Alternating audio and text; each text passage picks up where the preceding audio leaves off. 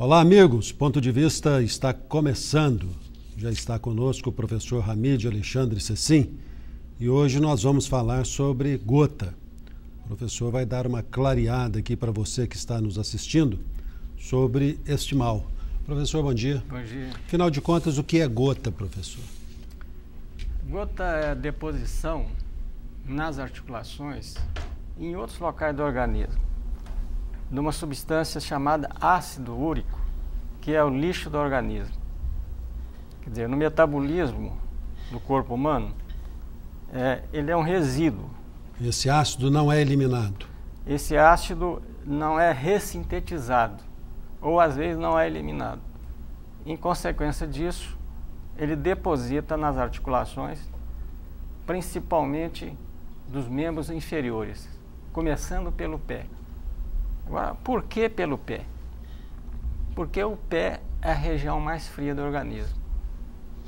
E como esse ácido úrico ele precisa de um meio mais frio para depositar, ele deposita nessas articulações.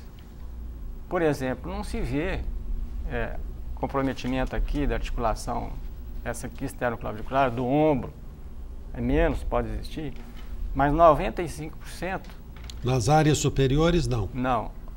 Raramente. Pode ser no cotovelo, braço, mas a frequência maior é lá no dedão, porque é a região mais fria do organismo.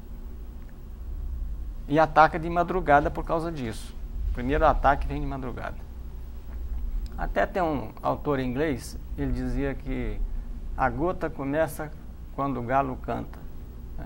E como o galo canta lá mais ou menos pelas 5, não sei se na Inglaterra talvez seja menos ou mais tempo, mas na madrugada é o primeiro ataque de gota. Isso tem a ver com a temperatura? Tem a ver com a temperatura do corpo humano. Quer dizer, no frio também, a temperatura do corpo humano diminui mais dos pés. Então é por volta das 5 da manhã que o sujeito puxa a coberta em direção à cabeça? E quando ele puxa essa coberta, só de relar no dedão, ele começa a sentir dor. É uma dor intolerável, né? Muito intolerável, o dedão incha. E outro sintoma pode ser que quando ele vai calçar o sapato, ele não consegue, porque o pé está inchado. Porque às vezes dá no pé inteiro. E essa gota até era chamada de podagra pelos gregos, né? Por causa do pé. Então é uma doença que poderia ser evitada, poderia ser bem tratada. No entanto, até hoje se gastam milhões de reais por exames necessários e medicação. E medicações necessárias. Isso tudo poderia ser evitado. Agora, ela pode também, não é só as articulações. Outro problema sério da gota é o depósito desses cristais de ácido úrico nos rins. Por quê? Porque o ácido úrico é eliminado pelos rins. E quando existe uma quantidade muito grande circulante, ele vai depositar em algum lugar, né? E os rins são os órgãos que eliminam o ácido úrico. Grande quantidade pode formar cálculo e às vezes até uma nefrite intersticial. Explicando aqui o que é a nefrite intersticial, é o depósito de ácido úrico em toda a parte do rim, não apenas nos canalículos que eliminam a urina. Mas não há nenhuma relação com gota? Há relação. Quem indireta. Tem cálculo renal está mais susceptível à gota ou não? Não. Esse cálculo ele é diferente do outro cálculo.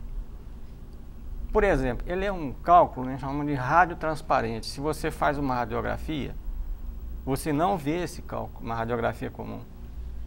Esse é o grande problema do diagnóstico. Aí tem que fazer ultrassom. Aí o ultrassom detecta esse cálculo. E se o indivíduo não tomar as providências, né, para evitar esse depósito, ele vai ter uma insuficiência renal no futuro, com todas as suas graves consequências de insuficiência renal. Então, por isso que o problema da gota é minimizado, né? Porque o indivíduo passa muito tempo, ele tem uma crise, ele acha que ficou bom. Aí tem uma segunda crise, ele toma remédio e fica bom. Mas ele não trata da causa. quer dizer, daquele mecanismo que leva ao aumento do ácido úrico. É muito grande a automedicação em casos de gota? É a partir do momento em que ele sabe que existem 3 remédios só. A gota Só 3 remédios? para tratar da causa, da origem, né? Agora, existem muitos outros remédios sintomáticos. Por exemplo, anti-inflamatório é um sintomático. Só que o mecanismo íntimo de produção da doença, ele não é bloqueado. Quer dizer, não há um bloqueio desse lixo do organismo, porque esse lixo, ele vai para o fígado, né? O ácido úrico, e lá ele é ressintetizado. Então, por um mecanismo genético, se tem a doença, ele não é ressintetizado. Quer dizer, ele sobra na circulação. Então, um dos mecanismos é esse. Chama biossíntese de novo. Quer dizer, de novo tem que fazer uma síntese de proteína. Tem outro mecanismo, é problema de eliminação renal. O indivíduo, às vezes, não tem capacidade de eliminar o ácido úrico, também por um defeito de absorção no rim. E por isso, o indivíduo tendo 3 medicamentos, ele acha que é capaz de tratar da gota. Então a gota é consequência de um outro problema que o indivíduo tem.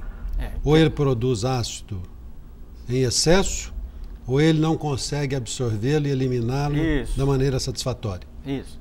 Agora, a raiz disso é genética e está relacionada com a evolução. Por quê? Porque os animais inferiores têm uma enzima chamada uricase. É uma enzima que desdobra o ácido úrico. E nós, humanos, não as temos. Né? Nós não temos uricase. A prova disso é a evolução. O Darwin foi um gênio da humanidade, ele previu tudo isso. Por exemplo, enquanto no ser humano a quantidade de ácido úrico é entre 7, 8,5, 6, no macaco, no chimpanzé, que mais se aproxima do homem, a dosagem é de 1 miligrama. 1, 2. E nos animais inferiores ainda, bem inferiores, não tem ácido úrico. Porque essa enzima, ela desdobra o ácido úrico no intestino. Então é um problema também genético, de populacional. A gota é um problema do ser humano? É um problema do ser humano. Né? Entre homens e mulheres, quem está mais sujeito à doença? Os homens. Por quê? E por quê, professor? Pois é, pergunta interessante. Por causa da testosterona. Hipócrates, estou sempre citando ele aqui, sou o maior fã.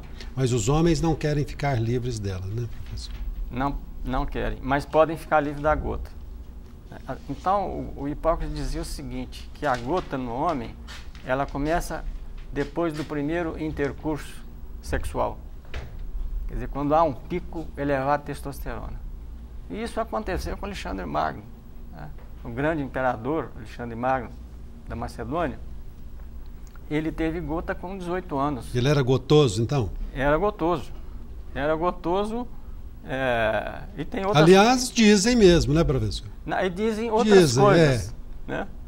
Dizem outras coisas. Não apenas dele, né, mas de outros. Que era homem de todas as mulheres e mulher de todos os homens. Né? Que era comum naquela época, né? Entre os guerreiros, isso era muito comum. Né? Era muito comum. E o Alexandre Magno tem uma história interessante dele, que ele, naquela época, já tinha um remédio para a gota, Wellington. Essa colchicina, que você conhece, deve conhecer, que é usada na crise aguda de gota, ela é conhecida desde a mais antiga, né? A mais antiga civilização. Tanto essa palavra colchicina, vem de Colchis, que é uma cidade que fazia parte do Império de Alexandre Magno, que se situa hoje na Turquia. Lá tem essa planta, é um fitoterápico, né, que depois foi sintetizado e tal. Então ele tomou colchicina e o médico que receitou para ele, né, ele teve uma crise violenta de diarreia. Né? Não sei se ele ficou desidratado ou não, porque isso não está na história. Aí ele queria já condenar o médico. E lá era ou é enforcamento ou forca. Coitado, não tinha nada a ver com a história. Mas aí o pessoal mais sensato, mais velho, porque o Alexandre Magno era tempestuoso. E se não o fosse, não conquistaria o mundo do jeito que ele conquistou. Eu falo, explicar para ele, não, esse remédio aqui dá diarreia, tal. Isso acontece até hoje. Você dá, às vezes, um medicamento sujeito, que o culpado é o médico. Efeito colateral de medicamento, ele surge. Agora tem que ter o bom senso, né? De, na história e no exame, também analisar a tolerância do medicamento. Então, a gota é uma doença mal diagnosticada, mal tratada, até hoje no século XXI. E para você ter uma ideia, Wellington, da gravidade do problema, depois nós vamos falar sobre sintomas, etc. Em 2003, fizemos uma pesquisa de quantas dosagens de ácido úrico foram feitas em Uberaba. Só pela Unimed foram feitas 10.523 dosagens. E o SUS? Você pode jogar isso para 20 mil. 60% da população tem ácido úrico alto. Atenção, tem ácido úrico alto, mais do que 7,5, aquele que vem no papelzinho do laboratório, mas não desenvolvem gota. Desenvolvem apenas 2 a 4% da população. Então, desse valor da Unimed, haveria indicação apenas para 600 pessoas que têm gota em Uberaba. Isso é estatística mundial, 2 a 3% da população. Se nós fizermos essas contas, apenas fomos admitir, na pior das hipóteses, 700 ou 1.000. Quer dizer, os outros tantos 1.000 tomando remédio para baixar o ácido úrico desnecessariamente. E esse que é o problema da gota. Os sintomas da gota são diferentes de outras doenças? Não, são característicos da gota. Ou seja, bastaria o exame clínico? O exame clínico. O sujeito acorda de manhã com o dedão inchado, doendo, com um precedente. Qual é? Farra na noite anterior, churrascada e bebedeira. E álcool. E depois nós falamos do álcool aqui, a importância dele. Então, esse quadro, ele dura 3 a 4 dias. E pronto, ele desaparece. Né? Com ou sem medicação. Às vezes o indivíduo tem que tomar medicação. Então, aí depois, 1 mês, 2, 3, 4, dá outra crise. Passa também rapidamente. E depois, as crises vão encurtando. Aí ele passa para a fase crônica. Aí que está o problema. Agora, pode dar também, pode dar no joelho, pode dar no cotovelo, mas o lugar mais comum é no pé. E aí, ela simula outras doenças. Às vezes, o indivíduo acha que é um abscesso, por exemplo. Um abscesso do dedão. E quando não, é claro que isso ocorre em poucas vezes, o cirurgião, menos experiente, ele acha que é um abscesso e vai lá e abre. Né? Abre e corta como se fosse um abscesso. O diagnóstico de gota é fácil, tem essa característica. Agora, na fase crônica, ele fica difícil de diagnóstico. Fica difícil, por causa do problema dos exames. Por que problema do exame, Wellington? Porque 60% dos casos de gota com o dedão inchado, doendo, 60% o ácido úrico é normal. Então agora é uma falha de diagnóstico para menos, não é para mais. Então, vejam bem, 60% da dosagem de ácido normal nas crises de gota. Professor, qual a importância do exame de laboratório no caso de gota? O medicamento a ser administrado ao paciente está diretamente relacionado com o nível de ácido que o paciente tem ou não? Não está. Esse é então, ou seja, então não há necessidade de exame. Não há basta exame de laboratório, basta o exame clínico. Um exame clínico. Mas veja bem, o exame de laboratório, ele é importante para quantificar. Vou te explicar por quê. Por exemplo, se o indivíduo tiver um ácido úrico de 11, de 12, esse indivíduo tem que tomar remédio. Esse é um doente tipo Alexandre Magno. O sujeito jovem com ácido úrico de 11, de 12, só se faz para acompanhar a evolução da doença, mas não para diagnóstico. Então, se ele tiver 12, 11, tem que dar remédio para ele. E remédio para o resto da vida. E ele tem que fazer dieta. E o que é grave na gota é que ela não vem sozinha, não. A gota aumenta a resistência à insulina.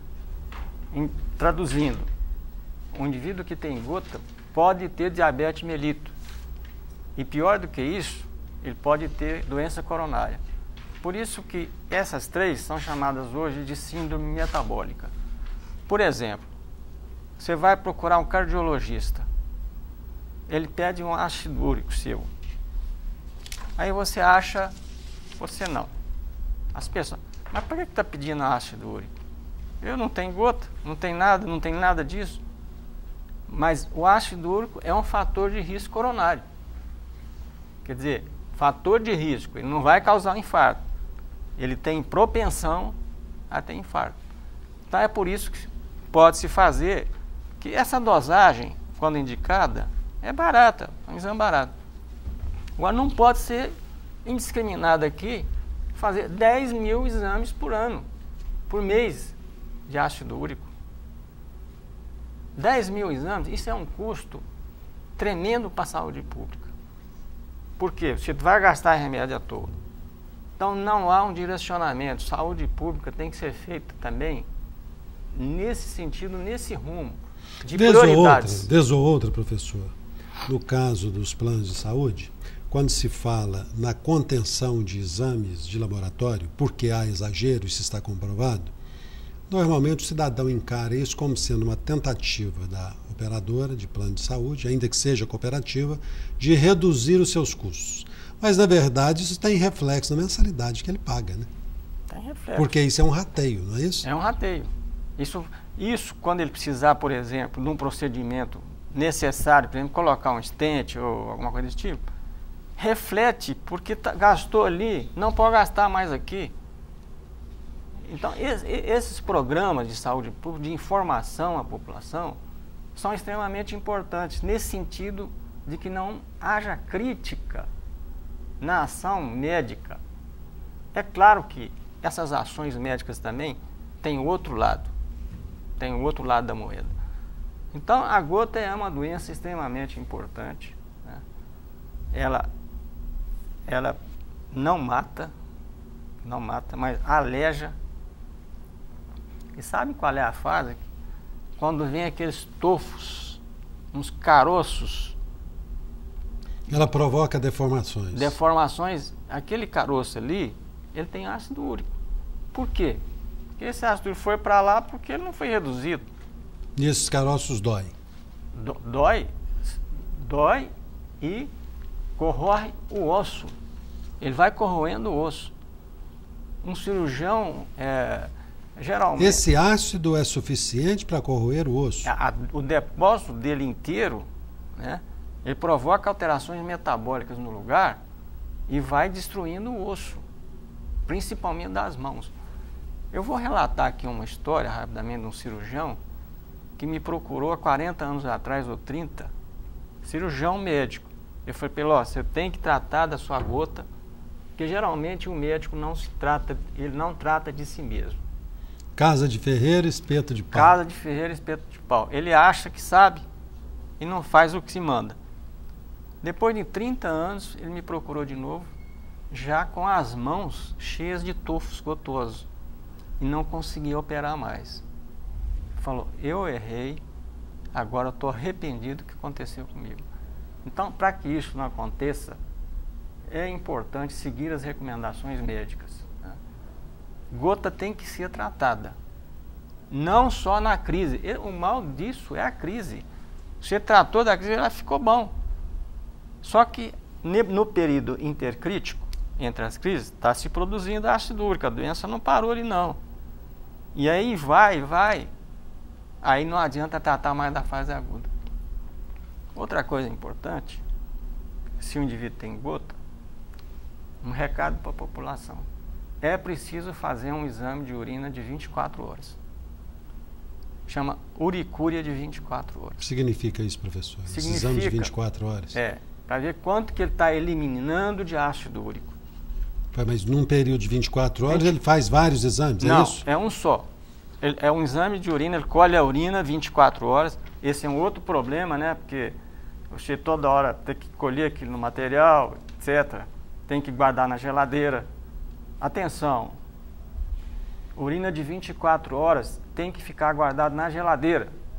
Não pode ser ali ao lado na temperatura normal. Por quê?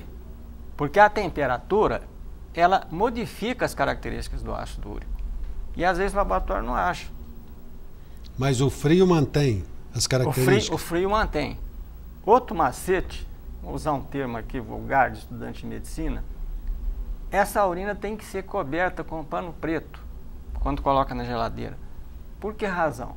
Porque a luz fluorescente, ela modifica as características bioquímicas do ácido úrico. Chega lá no laboratório, dá valor errado, que culpa que tem o... né? Ele tem que ser... Isso, quem pede o exame é que tem que falar. Tem que orientar o paciente. Tem que orientar o paciente. Então, essa colheita de 24 horas é para o seguinte, para saber se o indivíduo está eliminando muito ou pouco ácido úrico. As duas extremidades são patológicas, quer dizer, doentias. Se ele elimina demais, ele está produzindo muito. Se ele elimina de menos, ele está retendo em algum lugar, o rim dele não está funcionando direito.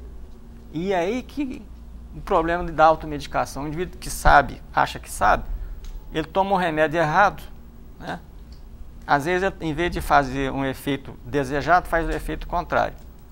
Então, a dosagem de ácido úrico na urina é imprescindível para o tratamento e para o controle da doença. Professor, nós vamos a um rápido intervalo e voltaremos em instantes. Apoio Cultural Unimed. O melhor plano de saúde é viver. O segundo melhor é Unimed. A Aparecida Rafael, do bairro Alfredo Freire, diz aqui, professor Hamid, que tem problema no rim e no rim direito. E o rim direito está cheio de bolha d'água. Ela não toma remédio para isso. O médico diz que só operando. Aí ela indaga, o que é isso e por que ocorre? Ela tem 84 anos e é diabética. Embora não seja o tema do nosso programa. Olha, dona... Como é que é o nome mesmo? Aparecida Rafael. Dona Aparecida, tem que seguir a orientação do médico. Provavelmente esse rim que a senhora tem chama rim policístico, quer dizer que tem vários cistos. E no caso, se for policístico e tiver com insuficiência renal, às vezes há necessidade de fazer cirurgia. Então precisa confiar no médico aí e avaliar os fatores de risco também que ele deve estar fazendo de uma cirurgia nessa faixa etária. Professor, o senhor disse aqui que a doença exige uma dieta especial. Gota. O nutricionista está preparado para isso? Ou ele deve prescrever essa dieta de comum acordo com o médico? Ele pode estar preparado, mas o próprio reumatologista tem que saber, né? Então essa dieta pode ser prescrita pelo próprio médico? Pode, porque há exageros. Por exemplo, não, você tem gota, você não pode comer carne. Está errado. Ele pode comer carne magra, porque dietas severas, você tem experiência já, jeito que rigoroso não come nada. Você abaixa só 1 miligrama de ácido úrico nas 24 horas. Então não adianta, porque tem que evitar cerveja, não é só carne. Ele pode comer carne magra 3 vezes por semana, né? Tem outras fontes de proteína, não é só a carne que é fonte de proteína, mas ela é necessária por várias razões, por causa da vitamina B12 e do ferro que ela tem. E isso é importante para o metabolismo orgânico. Então, a dieta é uma das partes. Agora, tem muita lenda por aí que o indivíduo que toma vitamina, que come fruta cítrica, que vai ter gota. Isso é inverdade. Isso é folclore. Não, você está com gota, você não pode chupar laranja, né? Mexerica, porque isso aí é ácido. É outro tipo de ácido. Não pode botar um limãozinho na salada? Não pode botar limão. Esses são absurdos, né, que acontecem, infelizmente. Professor, qual é o primeiro sintoma da gota? Primeiro Que sintoma... o leigo pode dizer, preciso procurar um especialista. Doeu e inchou qualquer articulação do membro inferior. Depois de um dia que o indivíduo não tinha nada, ele dormiu bem, 1000%. O pé inchou ou o joelho inchou, de repente, que o impede de andar e que ele não aguenta ficar na cama porque o lençol roçando faz doer, e dor violenta. A probabilidade de gota é 99%. É a crise aguda que começa de madrugada, do Sydenham, né? Aliás, o Sydenham foi um gênio da medicina, né? De 1873, ou 1600, 1700, provavelmente isso que ele falou. 1683. Pois é. Olha, não tinha laboratório, né? Não tinha nada. Era só raciocínio clínico, o que está sendo colocado em segundo lugar hoje. Quer dizer, o diagnóstico clínico continua o pilar, a pedra angular da medicina. Professor, os estudantes, os universitários de medicina, estão sendo catequizados para priorizarem o exame clínico? Ou eles já surgem com a mentalidade do exame complementar? Não, estão sendo catequizados. Por exemplo, se chega um aluno e já começa a falar o que deu o laboratório, eu nem quero ouvir. Ele fala, não, vamos começar pelo outro lado. Agora, essa catequese é difícil depois que o indivíduo forma. Agora, os reumatologistas, quer dizer, os futuros reumatologistas residentes, eles são catequizados todos os dias. Exame clínico em primeiro lugar. Você tem alguma pergunta aí? Professor, nós temos duas perguntas aqui. O Adão, do Distrito Industrial, faz mais uma. Pergunta se a gota tem relação com labirintite. 0. A Alda, do Santa Marta, indaga qual a ligação da gota com fibromialgia. 0. E dê parabéns ao professor Hamid pelo programa. Parabéns, professor. Obrigado. 0 de relação. Agora, olha, a gota tem em alguns lugares, não são comuns, pode depositar no coração, tem depósito no coração, na coluna, no cérebro. O indivíduo pode ter depósito de ácido úrico no cérebro. Só que isso são raridades, nós não devemos pensar nisso. O médico tem que pensar no dia a dia e não nas coisas raras lá debaixo do livro, lá, que as notinhas lá, em que tal caso pode acontecer. Por exemplo, tem uma doença causada pela gota em criança que dá retardo mental. Criança tem gota também, professor? Criança pequena, mas aí é por outro mecanismo. Ela não tem uma enzima, mas de forma alguma. E o ácido úrico vai para o cérebro. Por isso que tem uma relação entre ácido úrico, aqui no caso o contrário, né, entre cérebro, inteligência e ácido úrico. No caso aqui, o gene é diferente. Chama doença de Leishman, né? Aí cabe ao pediatra fazer esse diagnóstico, porque às vezes demora. Tem ácido úrico alto e retardo mental, que devia ser o contrário. Então é uma anomalia, precisa ser descoberta. E essa tem que ser tratada e tem tratamento. Então, a gota é uma doença muito interessante. Por essas facetas, né, de diagnóstico diferencial. E esse novo estudo agora, de 2000 e pouco, mostrando que o ácido úrico ele impede a deposição de radicais livres que causam Alzheimer. Alzheimer e outros tipos de doença, né? Porque Alzheimer não é uma doença só. Ela é uma demência de várias outras demências. Né? Tem vários tipos de demência. Agora, o Alzheimer está caminhando, eu acho que daqui uns 5, 6, 7 anos a gente talvez possa resolver esse problema. Professor, artrite significa inflamação. Inflamação. Então é lógico dizer artrite da gota? Isso, artrite gotosa. E tem outro tipo. E o tratamento tem algo a ver com a artrite reumatódica? Não. 0. Reumática? Artrite reumatoide. É outra doença, artrite reumatoide. Não tem nada a ver. Aliás, até teria a ver, mas aqui não é o órgão para discutir isso. Porque indivíduos que têm artrite reumatoide parece que são um pouco imunes à gota ou vice-versa. Mas é um assunto muito técnico, não convém discutir. A artrite gotosa. Agora, olha a complicação. Você tem essa artrite gotosa que chama gota úrica e tem uma gota chamada gota cálcica, em que há depósito exagerado de cálcio nas articulações, e ela é chamada de pseudogota, quer dizer, falsa gota. Então, cabe ao médico aqui fazer as diferenças, diagnóstico diferencial, e existe diagnóstico diferencial. E essa condrocalcinose pode depositar, por exemplo, nas mãos, só que ela não tem a característica aguda da gota. A gota é uma doença aguda, de instalação súbita.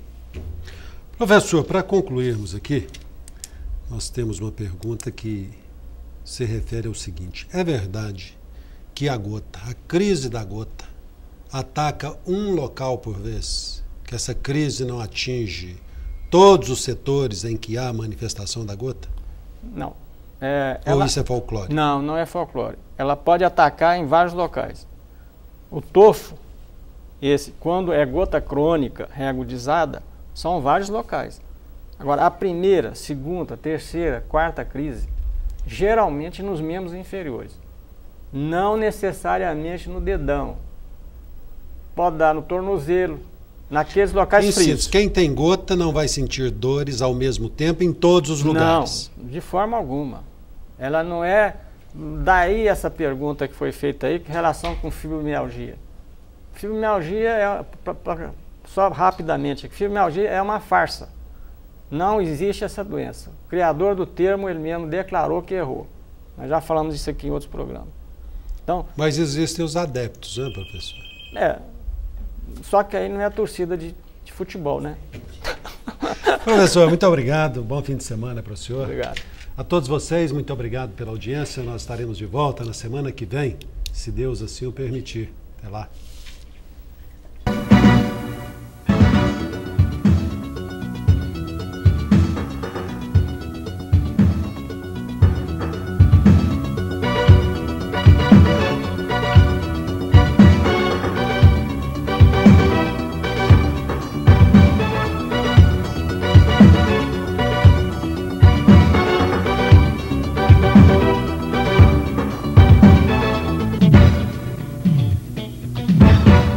Apoio Cultural Unimed. O melhor plano de saúde é viver. O segundo melhor é Unimed.